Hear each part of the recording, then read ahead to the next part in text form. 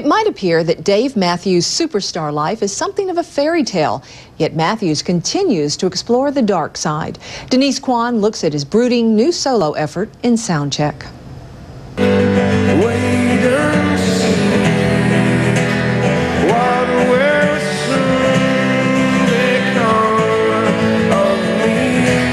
Dave Matthews begins his first solo album, Some Devil, with a line straight out of a fairy tale. Once upon a time. You open your solo CD with Once Upon a Time.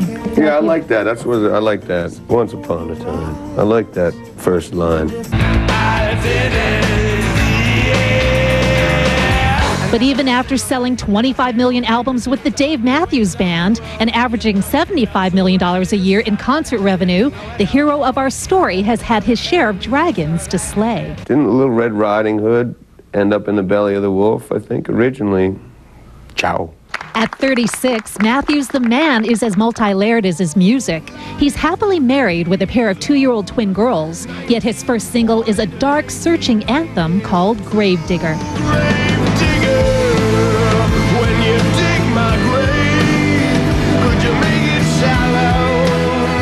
I was kind of getting the feeling as I was listening to the album that just being a father has kind of put you in a place where you're questioning, mortality. I've always been somewhat obsessed by love and death, those two things, the finality of them. The words are not surprising, since Matthews' oldest sister was killed in a tragic accident in 1993, and his father died from cancer when he was 10. His departure made our family really close in many ways. In a weird way, I'm grateful for it.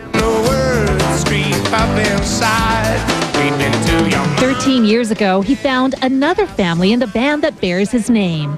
And despite having spent much of his childhood living in South Africa under apartheid, Matthews became 1/5 of an effortlessly integrated lineup.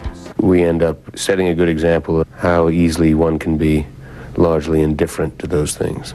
It's a lineup Matthews assures fans will stay intact, regardless of, or maybe because of, solo projects by various members. I love working with these guys. It sometimes takes walking away from what you have to see clearly what you have. But lest you think this is an open and shut case of happily ever after. Does it feel like you've led a fairy tale life? Hell no.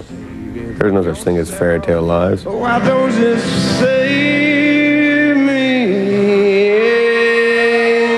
Denise Kwan, CNN, Los Angeles.